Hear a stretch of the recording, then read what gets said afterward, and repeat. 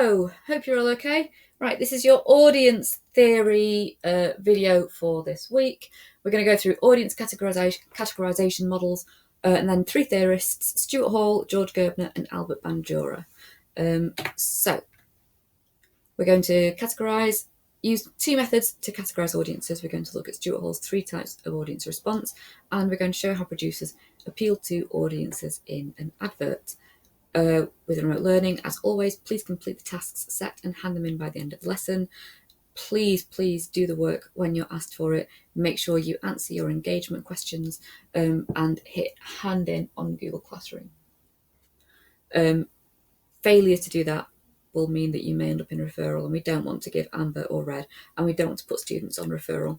And if you're doing the work, it seems really silly to not hand it in, so please make sure you do that last step. So, what is audience? In media studies, we say that audience is any group of people that receive a text. And by text, we mean any media product that people can look at, we can hear, anything that we can experience. So these audiences may have been targeted because of their age, gender, ethnicity, location, or income. So we have 5 ways of categorizing audiences. Some texts can exist across more than one platform, and by platform we mean the form that the product exists in. So for example, Hunger Games is a book, it's a series of films, and it's also a soundtrack. So that text exists across more than one platform. So because of the nature of digital media and cross-platform texts, especially in this day and age, we say that audiences consume texts because we do more than one thing with it. So how many ways can you think of for consuming a text? If you want to pause this video, I'll give you 1 minute to think of that.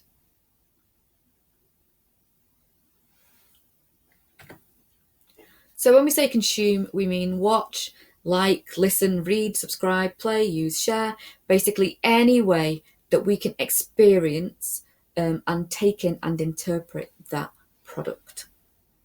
So it's really important to say consume when you're using essays, when you're writing essays, because audiences do more than one thing. So our first audience theorist is Stuart Hall. Now we know Stuart Hall already. We talk about encoding and decoding. So encoding is where the producer puts the meaning into the product, and that generally aligns with the beliefs of the person making the text or the person paying to have it made.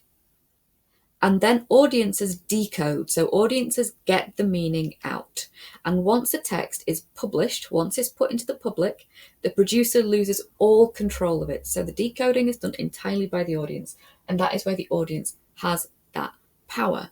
And there are 3 basic ways that audiences can decode texts. So the first is the dominant reading, the dominant position, and that is where the encoder's intended meaning is fully understood and accepted by the audience. So another way of saying this is the preferred reading.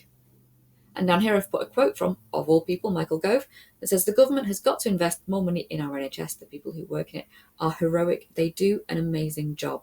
And the majority of us will understand and accept that quote, particularly 6 months into this pandemic. He then says that audiences have a negotiated meaning. So that is where the legitimacy of the encoder's message is acknowledged, but the message is adapted or negotiated to better fit our own individual experiences or our context or our upbringing.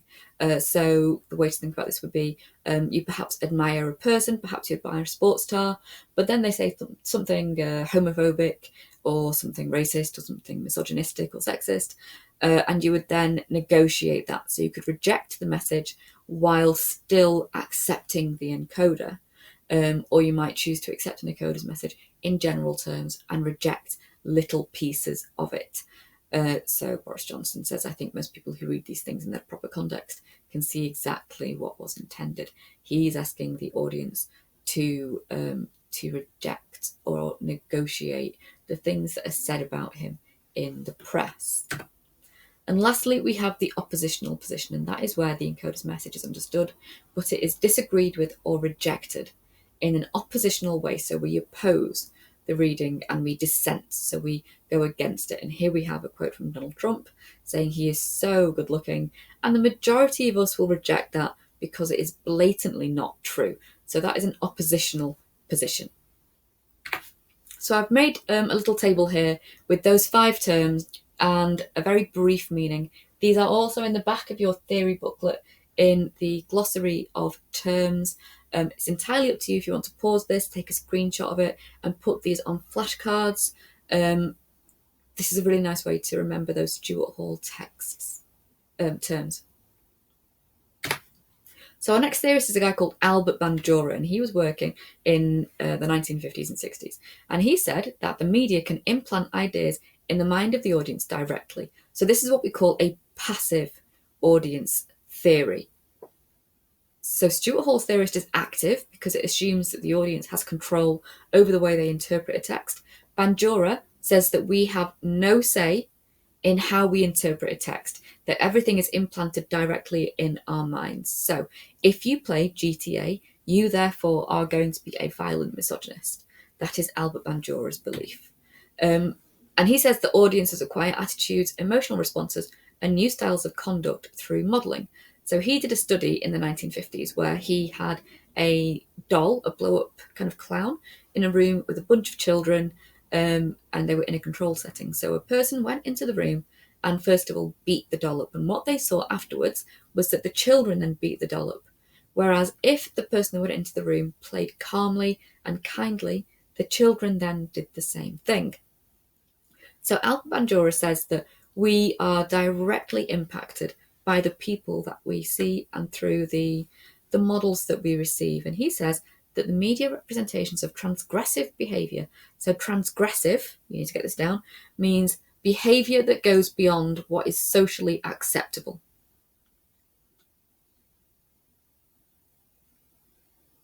So transgressive behaviour is behaviour that goes beyond what is socially acceptable, for example, violence or physical aggression.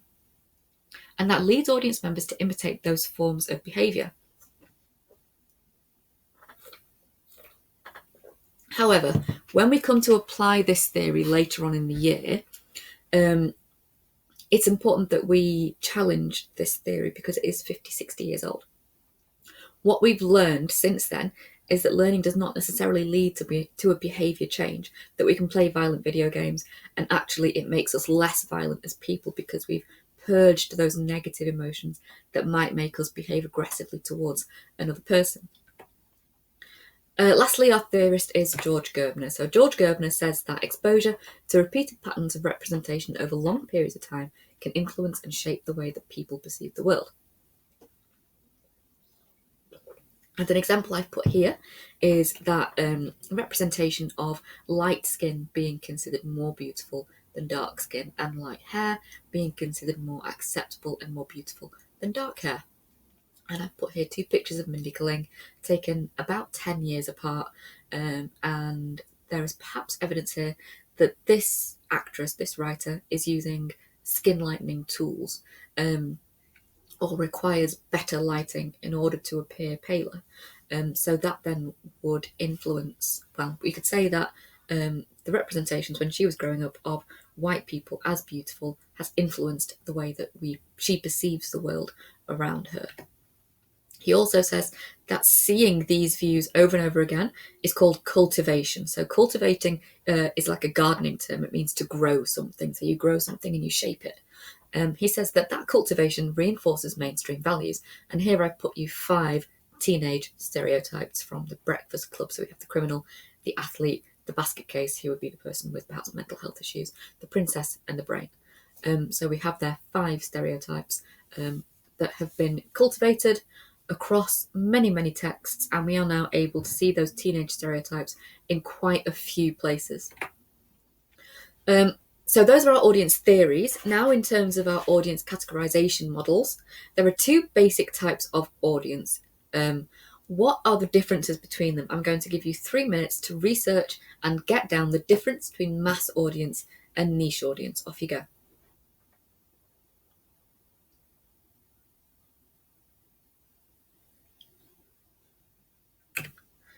So for mass audience, we can say that this is often referred to as a broadcast audience. So people who consume mainstream or popular text, so soaps, reality TV, sitcoms, And mass audience products attract very large groups of people. They are constructed to attract and appeal to the largest possible groups of people. And so in that case, they will perhaps show things that have dominant readings or things that go along with societal values. So you've got a bit of a thinking task now. I would like you to name 5 mass audience texts that are consumed in your household. So pause the video and think about 5 audience texts, or 5 texts that are consumed in your household that are aimed at a mass audience.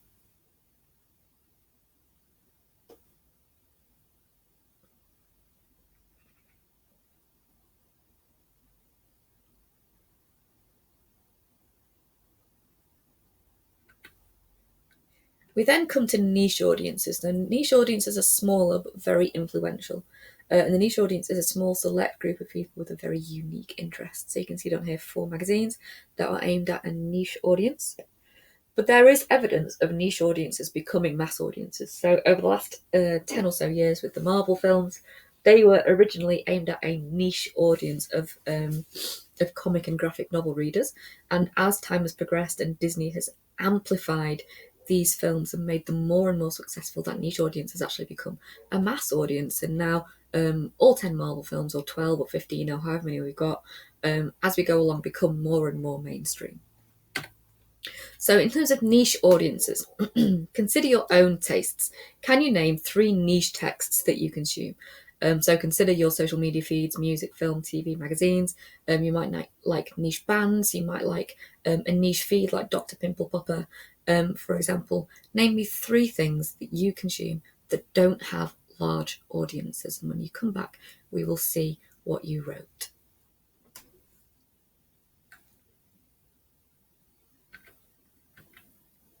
So beyond mass and niche, there are different ways that producers could categorise their audiences. And we see that they're categorised by age, gender, ethnicity, geodemographic, which is location, socio-economic group, which is income, psychographics, which is to do with their personality type, and then values, attitudes, and lifestyles, and that is to do with their upbringing. So we have 3 terms here: socioeconomic, geodemographic, and psychographic. Those words have been split up just because of the format of the slide. So there's supposed to be one word: economic and demographic. So socioeconomic groups are generally displayed as a pyramid like this, and it's a good idea to pause this, get a screenshot, or take a picture of this, pop it on a flashcard so that you can use this, because we are going to use these terms A, B, C1, C2, D, E very, very often, and you need to know what they mean. So if we're in the A tier of socioeconomic groups, we are earning the highest income. If we're on the B, we are intermediate, managerial, or professional. C1 and C2 is the biggest group, that's why it's split in half. And then we come to D and E. So teenagers mostly fit into the E category because you come under casual workers. You earn perhaps less than 16 grand a year.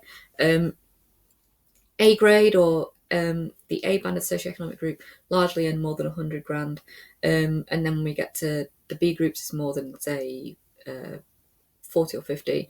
C1 is between 25 and 30. Skilled manual workers would be, say, your plumbers, electricians, and then semi-unskilled and manual workers would perhaps be people on apprenticeships. So geodemographic then is based on location, region, and country. And you'll see whether when you go on any website or any app, it'll say Google wants to know your location, and you can allow it or you can block it. That is so that they can target your adverts based on your geodemographic. So the targeting adverts on websites and social media use your location and search history to give you adverts for products that you might want to consume. We have psychographics as well. So we have this table of 7 personality types. And again, it's really important that you know what these personality types are, because we're going to use these terms a lot. So mainstreamers, aspirers, strugglers, reformers, explorers, those are actually the terms that are going to be used in defining the audience of your coursework this time next year. So it's important that we get in the habit of using these terms now. So the majority of us will be mainstreamers. We tend to be conformist. We tend to go along with what's expected. We tend to consume mainstream text, so things that don't cause any problems for people.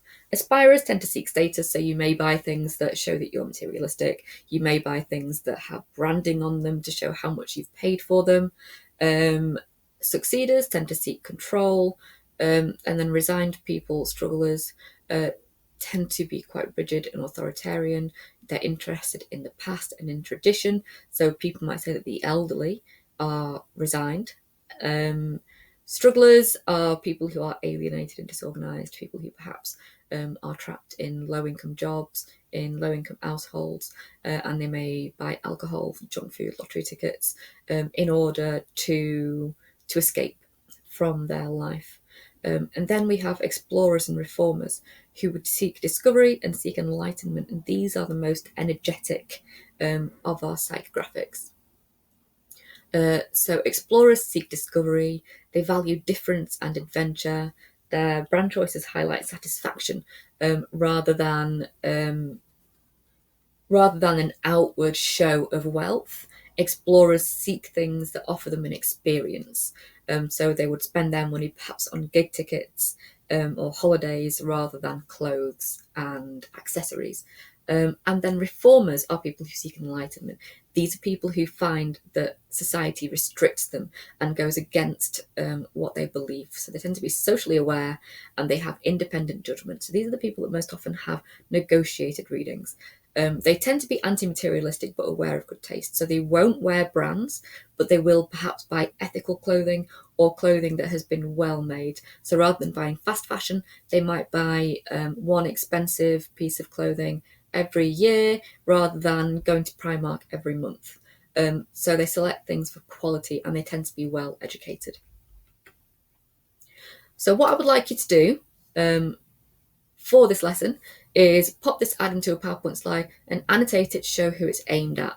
And this is going to be how you demonstrate that you have read this text and interpreted it correctly according to our audience work today. So you need to look at this advert and categorize it according to age, gender, socioeconomic group. What psychographic and geodemographic is this appealing to? Does it appeal to mass or niche audiences? In terms of ethnicity, do we know where this is being aimed at? Where might the advert be shown? In magazines, on telly, on billboards? And lastly, just to stretch and challenge you, tell us, what is your reading of this advert? So do you have a dominant, a negotiated, or an oppositional reading of this advert? And that is the work to be in by the end of the lesson. So we expect you today to make notes through this PowerPoint, complete the tasks, and hand in this annotation at the end. Okay, so that's it for your audience PowerPoint. Well done. You've done really, really well to get all your work in this week. See you next week. Bye.